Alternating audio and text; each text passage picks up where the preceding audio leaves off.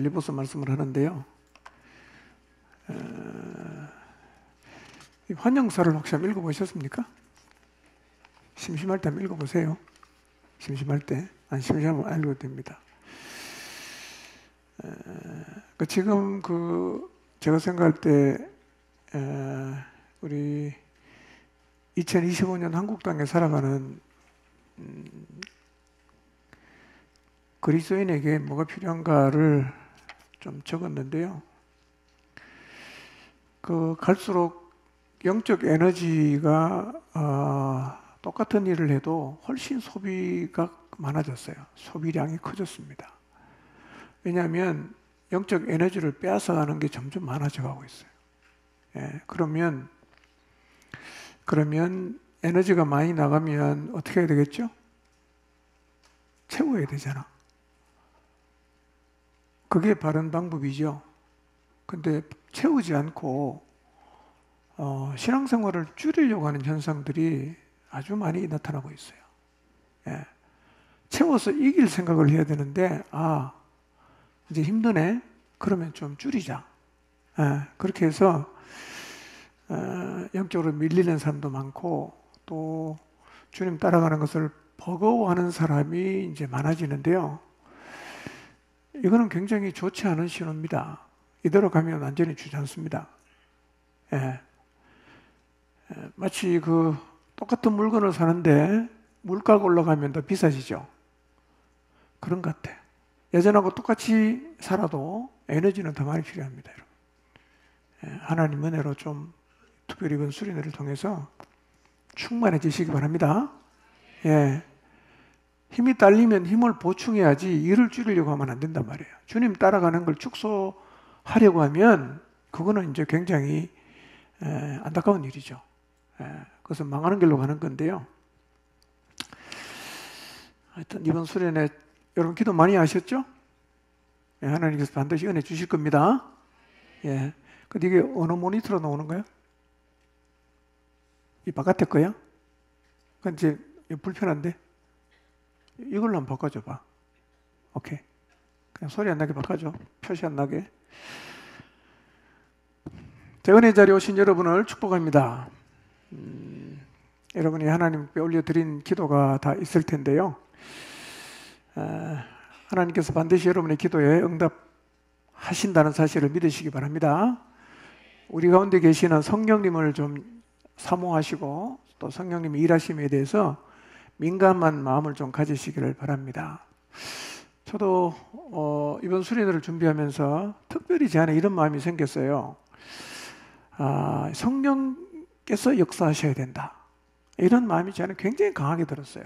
성령의 역사하심에 대한 갈망하는 마음이 저는 굉장히 커졌습니다. 우리가 모든 것을 잘 준비한다고 해도 성령께서 역사하지 않으면 사실은 우리가 할 수 있는 것은 명백한 한계가 있다는 사실을 제가 깨닫기 때문에 성령께 좀 사로잡히고 또 성령의 도구가 되고 우리 모두에게 성령께서 역사해 달라는 간절한 기도를 계속하게 되었습니다. 그렇게 기도하는 마음으로 오늘 제가 여기 서 있고요. 아마 우리의 기도대로 성령께서 반드시 역사하십니다. 기대하시기 바랍니다. 예, 이번 수련회 끝나고 그냥 빈 걸로 돌아가시는 분이 한 분도 없게 되길 바라고 아마 그렇게 될 거예요. 우리의 마음 가운데 성령께서 분명히 일하실 것입니다. 특별히 이제 수련회를 두면 우리가 기도할 게 많잖아요. 목장 식구도 그렇고 우리 자식들도 그렇고 기도할 대상들이 참 많은데요. 일단은 나에게 초점을 맞추시기 바랍니다. 일단은 나한테. 예.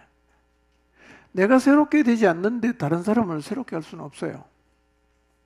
제일 중요한 것은 내가 은혜를 받아야 됩니다. 제일 중요한 것은 내가 변해야 합니다. 제일 중요한 것은 내가 하나님 말씀 앞에 굴복이 되어야 됩니다. 예. 그런 사람은 다른 사람을 그 자리로 이끌 수 있어요. 그러니까 우리가 다른 사람을 인도하는 것은요, 자기가 가본 데까지밖에 인도를 못합니다. 내가 안 가본 자리는 데리고 갈 수가 없어요.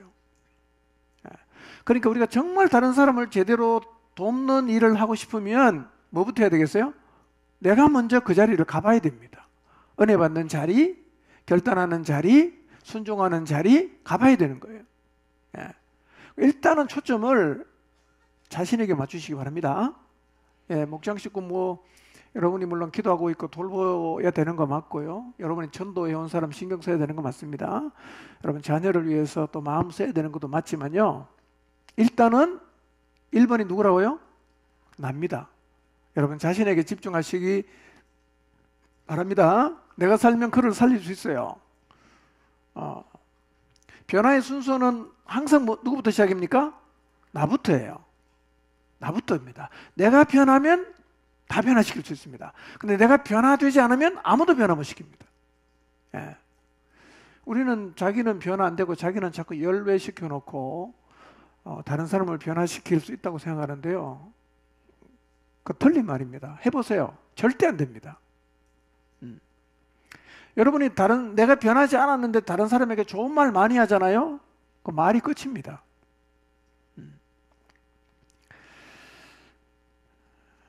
오늘 여기 오신 여러분 모두가 먼저 하나님의 은혜를 입게 되시기를 바랍니다. 다음 세대를 위해서 여러분도 늘 기도하고 저도 늘 기도하는데요. 다음 세대를 위해 기도하다가 하나님이 제게 주신 마음이 있습니다. 그걸 잠깐 좀 나누겠습니다.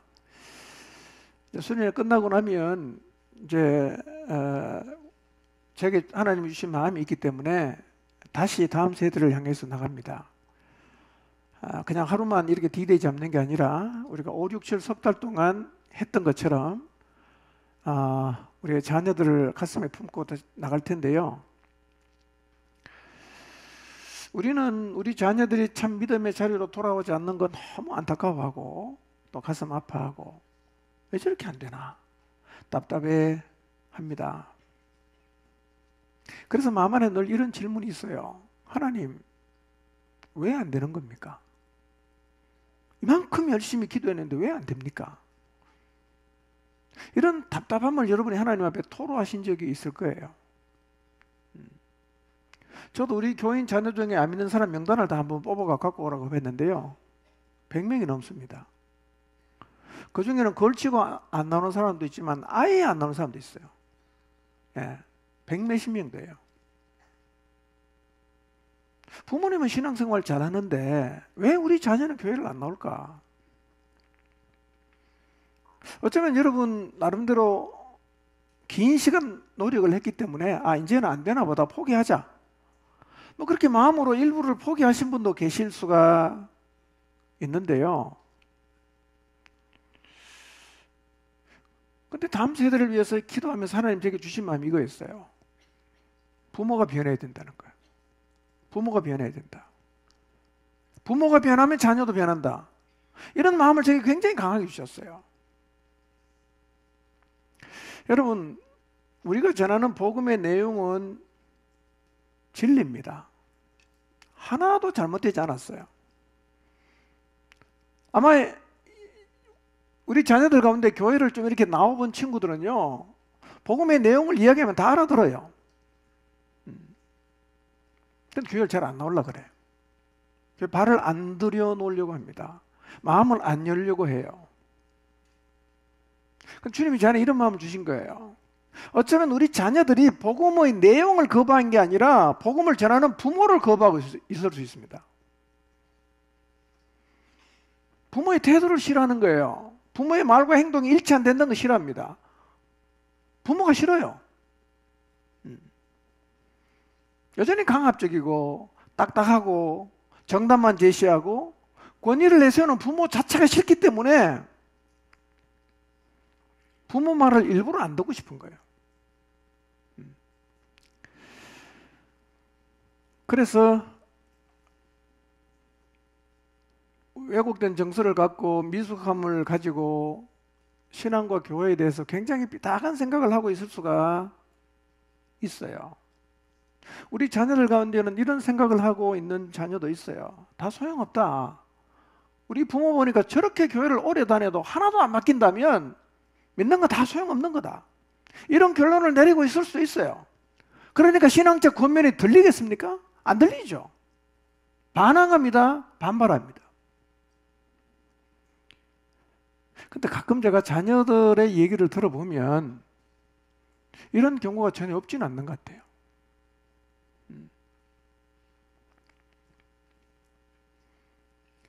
여러분, 부모의 존재나 부모의 삶을 거부하면 부모가 중요하게 생각하는 신앙은 일부러 거부합니다. 고의적으로 거부합니다. 그럴 수 있어요. 여러분, 근데 문제는 뭐냐면 부모는 그런 자신을 바꿀 생각이 없어요.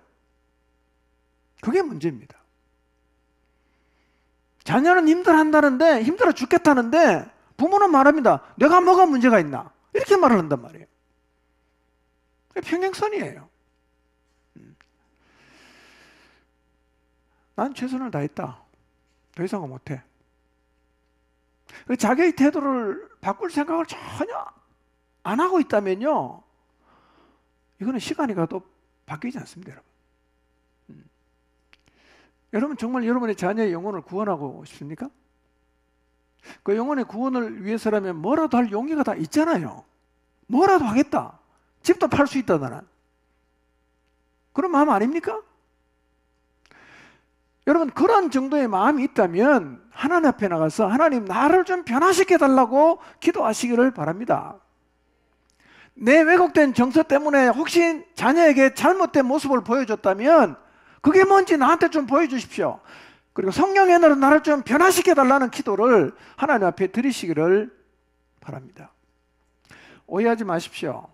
저는 지금 특정한 사람을 질책하거나 우리 교회 모든 부모가 그렇다는 얘기는 아니고, 왜 아이들이 교회를 향해서 마음을 닫고 있을까 고민을 하다가 너무 안타까워서 기도하는 중에 하나님이 주신 마음이 이런 이유도 있다라는 마음을 주셨어요. 다 그렇다는 얘기는 아니고 이런 원인도 아이들이 하나님 앞에 나오지 않는 장애가 되고 있다는 사실을 말씀드리는 거예요. 물론 다른 이유도 있을 거예요. 어쩌면 다른 이유가 훨씬 더 많을 수도 있어요. 그러나 오늘 제가 말씀드린 이것도 우리 아이들에게 일부 원인이 될 수 있다는 것을 부모인 우리가 기억을 하고 우리가 먼저 변해야 됩니다.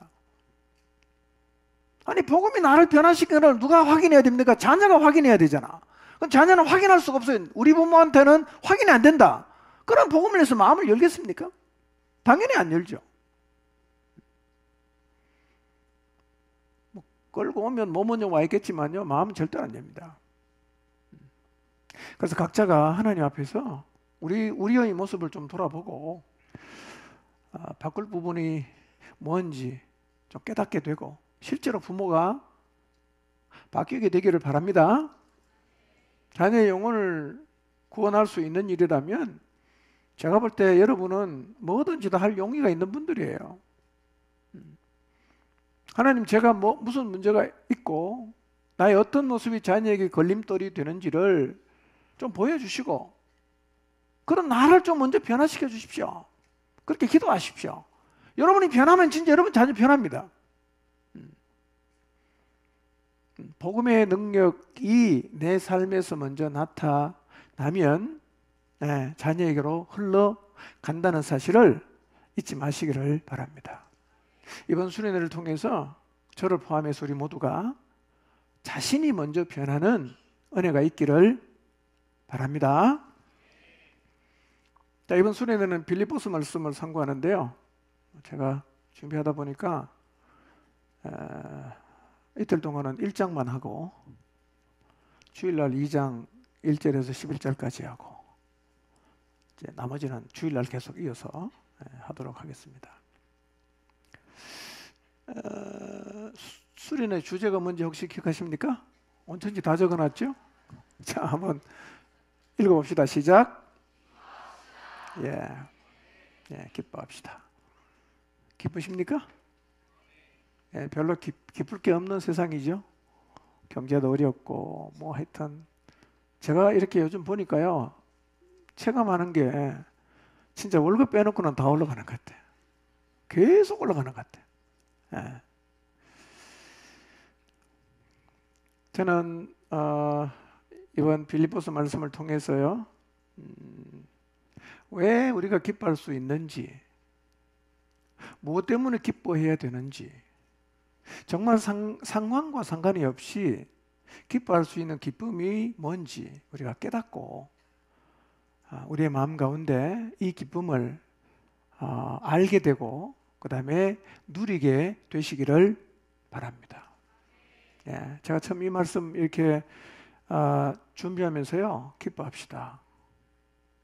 뭐가 기쁘지? 별로 기쁠 것이 없는 세상인데 과연 우리가 기뻐하며 사는 게 가능한가? 오늘 내일은 우리가 기뻐할 수 있는 이유 두 가지를 좀 우리가 살필 텐데요. 오늘 한 가지, 내일 한 가지 좀 생각해 보도록 하겠습니다. 먼저 빌립보서 배경을 간단히 좀 살펴보겠습니다. 빌립보서는 그 당시 마게도니아에 속한 도시인데요. 오늘날 그리스 북동쪽에 있는 도시입니다. 한번 지도를 보여주시기 바랍니다. 잘 보이십니까? 우리 장로님이 저한테 이거 하나 사주셨는데, 자, 이거 안 보이네? 어디 갔어? 야, 이게 너무 밝아서 안 보이네. 이야. 하여튼, 이거는 잘 보이는데, 이거 안 보이네? 야. 예. 장로님 안 보이는데요? 자, 아무튼, 이 왼쪽 맨 위에 보면 마게도냐가 보입니까? 보이죠? 거기 보면 밑에 보면 빌립보가 보입니까?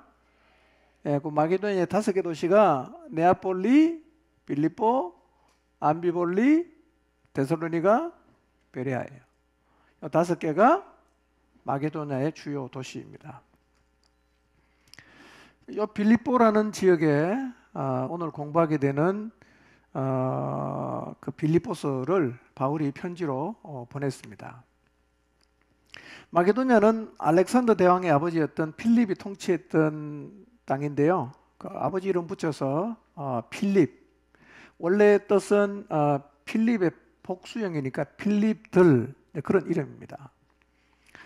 이 지역은 물이 좋고 굉장히 탐스러운 땅이어서 역사적으로 많은 강대국들이 이 땅을 노렸고, 이제 그리스가 이 땅을 이제 얼마 동안 이제 통치하면서 이 땅에 그리스 문화를 심으려고 노력을 하다가 로마가 다시 이 땅을 차지해요. 그러니까 로마가 이 땅을 차지하고 나서도 이 마게도니아 지역의 이 야만적인 문화가 안 바뀌니까 로마가 엄청난 숫자의 퇴역 군인들을 이리로 이주를 시킵니다. 조건이 뭐냐? 가서 로마의 문화와 로마의 정신을 꼽혀라. 그러면 로마 시민권을 주겠다. 그렇게 하고 로마 시민권을 주고 빌립보로 다 보냈어요.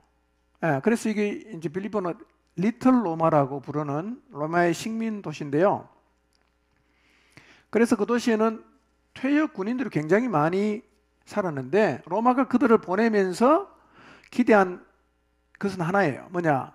이 야만의 도시 빌립보에 로마의 문화, 로마의 정신, 로마의 철학을 퍼뜨리는 거였어요. 그래서 이주한 로마의 시민권자, 퇴역 군인들은요, 이 야만의 도시 빌립보에서 로마 시민권자처럼 품위 있게 살아서 이 빌립보를 로마 제국의 품위 있는 도시로 탈바꿈을 시키려는 노력을 굉장히 열심히 했어요. 그래서 3장에 보면 무슨 얘기가 나오느냐면 하늘나라 시민이라는 얘기가 나와요. 너희가 이 땅에 살지만 하늘나라의 시민이다. 하늘나라의 시민처럼 살아라. 라는 말을 빌립보에 사는 사람은 무슨 말인지 이해가 된단 말이에요. 왜냐하면 퇴역 군인들이 와서 이 야만의 땅에 로마의 정신을 심으려고 했던 것을 봤기 때문에 아하, 우리는 이 땅에 살지만 하늘 시민이니까 이 땅에 하늘의 가치를 구현하며 살아라는 말이구나. 그 말로 알아들었단 말이에요. 빌립보는 이런 지역에 세워졌어요. 빌립보는 이제 옥중서신이라고 하는데요. 바울이 이제 교회를 이렇게 아시아나 유럽 지역에 다니면서 세우고, 그 다음에 그 교회 소식을 이렇게 들으면 이 편지를 쭉 보냈거든요. 그 중에서도 로마의 감옥에 갇혀 있을 때 쓴 편지가 있는데 4권이에요. 이걸 뭐라고 그러냐면 감옥에서 썼으니까 옥중서신이다 이렇게 표현을 하는데요. 한번 더 해봅시다. 보이는가? 자, 보이네. 자, 옥중서신 표시해놨죠? 어딘가 있나요? 맨 위에 빌립보가 있죠? 그 다음에 아시아 쪽에 빌레몬, 그 다음에 골로새, 그 다음에 에베소. 이 4군데. 이 4군데 보낸 편지가 다 감옥에서 적었기 때문에 옥중서신이라 불러요. 그 4권의 옥중서신 중에 우리는 무슨 책을 공부합니까? 빌립보서를 공부합니다. 자, 언제 기록했을까? 기록 연대는 사도 바울의 거의 이제 말년쯤 될 때인데요. 로마 감옥에 한 2년 정도 1차로 갇혀 있었는데요. 대개 학자들은 그때 기록했다고 생각을 하고 실제로 성경을 읽어봐도 빌립보서는 어디에서 적었냐면 감옥에서 적었다고 성경 자체가 얘기하고 있어요. 빌립보서에서 얘기하고 있습니다. 연도는 대략 한 주후 62년에서 63년경에 썼을 걸로 보는데요. 이 정도면 바울이 회심하고 몇 년 지난 뒤냐면 한 30년 지난 뒤에요. 회심하고 30년 지난 뒤에 적었는데 바울은요, 그 당시 사람들 가운데 가장 세상을 많이 돌아다닌 사람 중에 하나였어요. 엄청나게 여행을 많이 했잖아. 예, 무슨 유튜브 하려고 다니는 건 아니고요. 왜 여행 다녔죠? 복음 전하려고 다녔어요. 믿지 않는 사람들, 지옥을 향해 달려가는 사람들, 그들을 건져내기 위해서 30년 동안 정말 인생을 들여서 온 세상을 다 돌아다녔어. 근데 그 결과가 뭐죠? 30년의 결과는 뭐예요? 감옥이야. 감옥. 그렇게 복음을 위해서 하나님이 주신 사명을 위해서 헌신했는데 지금 감옥에 갇혀 있어요.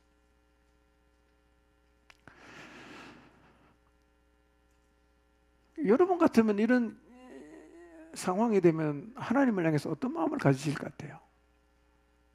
기뻐하라 이렇게 할 수 있겠어요? 아니 뭐야 도대체 이거. 아니 날 지켜주시는 거야 안 지켜주시는 거야? 내가 30년 동안 뼈 빠지게 주님이 일했는데 날 왜 감옥에 집어넣어놓고 안 꺼내주시는가? 충분히 그렇게 말할 수 있지 않겠어요?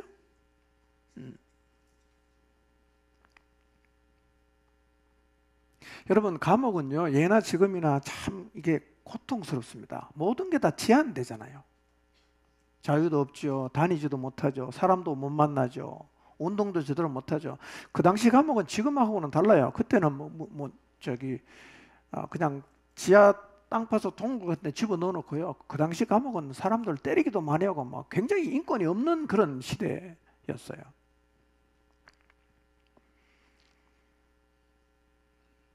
그런데 지금 그 상황에 감옥에 갇혀 있는 바울이 빌립보교에 편지를 보내면서 뭐하라고 보내고 있어요? 뭐 해라? 기뻐해라. 기뻐해라. 사실은 이거는 보통 내공이 아니에요. 보통 신앙이 아닙니다. 이거는요 흉내내기 어렵습니다. 여러분 고난 중에 기뻐하라는 얘기가 쉽게 할 수 있는 얘기가 아니지 않습니까? 고난 중에 기쁘다고 말하는 것은 아무나 할 수 있는 얘기는 절대 아니에요. 여러분 우리 중에 복음을 전하다가 정말 열심히 복음 위해 살았는데 감옥 간 사람 있습니까? 없잖아. 그런데 우리 나름대로 열심히 주님을 위해서 살고 영혼을 건져내는 일에 헌신을 했는데 감옥까지는 아니지만 우리의 삶이 좀 힘들고 좀 휘청거리고 어려워지면 어떤 마음이 들겠어요? 그럼에도 불구하고 야, 너 기뻐해 이렇게 사람들에게 말하기가 쉽겠습니까? 쉽지 않겠죠? 여러분 실제로 주님을 위해서 자기 삶을 헌신하며 달려왔는데 하나님이 나한테 별로 잘 안 해주시는 것 때문에 시험 들고 너무너무 힘들어하면서 마음이 확 돌아선 사람이 있죠. 그래서 자기 후배들에게 말해주는 거예요. 야, 다 소용없더라. 적당히 살아라. 열심히 일해봐도 알아주는 사람도 없고, 야, 하나님도 안 알아주더라. 나만 고생되더라.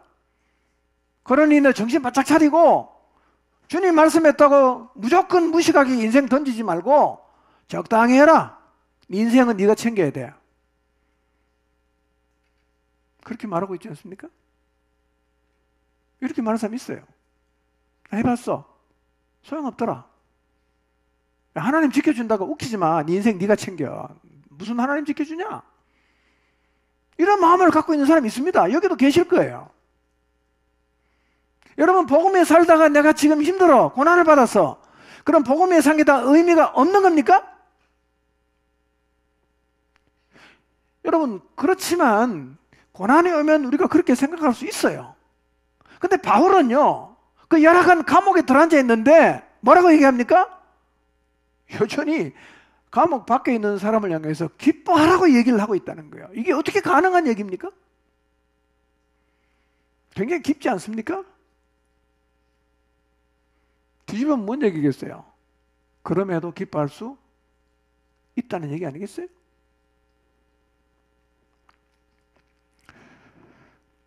여러분, 지금 바울이 빌립보 교회를 향해서 기뻐하라, 나는 기쁘다, 막 이런 얘기를 하는데요. 가식일까요? 믿음 있는 척 하는 걸까요? 아니면 진심일까요? 도대체 바울은 30년 동안 그 당시 사람 중에서 온 세상을 가장 많이 여행하고 다녔던, 복음을 위해서 살았던 사람인데, 그 결과로 사실은 로마 감옥이 2년이지만 그 전에 가이사랴 감옥에서 2년 갇혀 있었잖아. 지금 몇 년째 감옥 살고 있어요? 4년째 감옥 살이하고 있어요. 그런데도 기뻐하라고 편지를 보낼 수 있는 이 비결이 도대체 뭔가 하는 거예요. 쇼하는 건가? 거짓말하는 건가? 가식인가? 진짜라면 도대체 이렇게 말할 수 있는 근거는 어디에 있는 건가? 어떻게 이렇게 말할 수 있냐? 저는 이 빌립보서 말씀을 우리가 다 묵상하고 난 후에 우리도 바울이 가졌던 기쁨을 갖게 되기를 바랍니다. 우리도 바울처럼 우리의 삶이 고단하고 복음 위에 살았지만 힘겨운 시기를 지나고 있어도, 야, 그래도 복음 위에 살아야 돼, 기뻐하며 살아야 돼, 이렇게 말할 수 있게 되기를 바랍니다. 사실은 알게 모르게 마음속으로 주님을 따라하다가 입은 힘겨움과 때로는 상처나 이런 것들 때문에요, 마음을 딱 닫고 절대로 복음을 위해서 헌신 안 하겠다고 다짐하고 있는 사람이 많아요. 안 던집니다. 절대로 안 던집니다. 내 인생 내가 알아서 할 거야. 절대로 난 하나님 말씀 시키다고 다 안 해. 요런 마음을 갖고 교회를 다니는 사람이 있어요, 여러분. 안타깝죠? 그럼 바울은 바보입니까? 바울처럼 열심히 우리 살진 않았잖아. 그렇게 복음을 위해서 고난받고, 고통당하고 죽을 위기도 넘기고 뭐 그냥 부끄러움도 당하고 뭐 굉장히 종합 선물 셌어요. 그만큼 고생하고 그만큼 힘든 상황을 겪었으면 냄새난다, 나 이제 그만하고 싶다, 이럴 수도 있는데요, 바울은 안 그러거든요.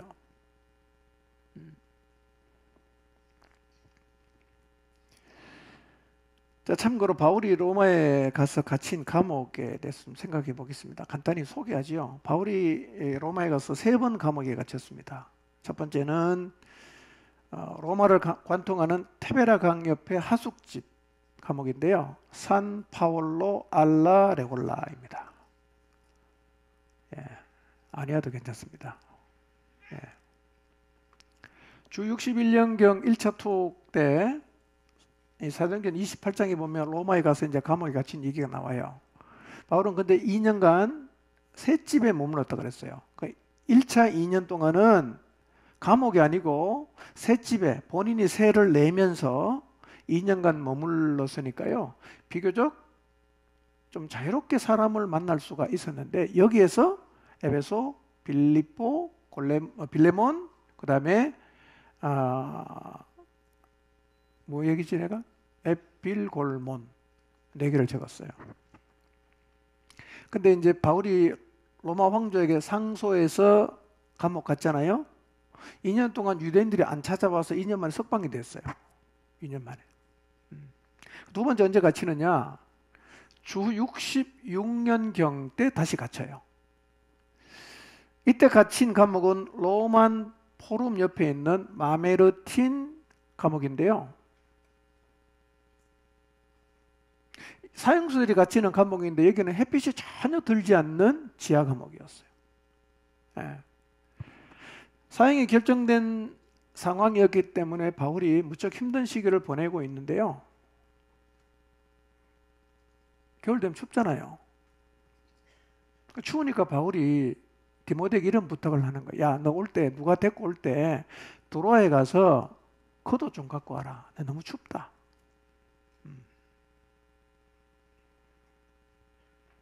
그렇게 디모데에게 부탁을 했어요. 그때는 굉장히 고생을 많이 했겠죠? 온기가 하나도 없어요. 이불도 없고 얼마나 춥겠어요. 두 번째 감옥. 세 번째 감옥. 순교당할 때입니다. 주 67년경에 투옥됐는데요. 바울이 여기서 참수당해 죽었어요. 목이 잘려 죽었는데요. 이 참수를 당했을 때 목이 바닥에서 3번 튀었다 그럽니다. 3번. 예. 그리고 3번 튄 자리마다 샘물이 솟았다 라는 전설이 있어요. 이 감옥 위에 교회가 세워졌어요. 천국의 계단 교회가 세워졌습니다. 지난번 성주 순례할 때 갔는데 기억나십니까? 그럼 조용히 하라고 이렇게 적어놓고요. 가보면 이 첫 번째 목이 튀었던데, 두 번째 튀었던데, 세 번째 튀었던데 다 있어요. 샘물이 솟아났다 그래요. 순교의 순간까지 달려갈 길을 마친 바울은 스데반처럼 영광의 길을 바라보고 하늘물로 갔겠죠. 그리고 그가 회심하기 전에 박해했던 사람들이 천국에 입성했던 바울을 맞이했을 것입니다. 그리고 주님은 잘하였다. 착하고 충성된 종아. 그렇게 맞아 주셨을 것입니다.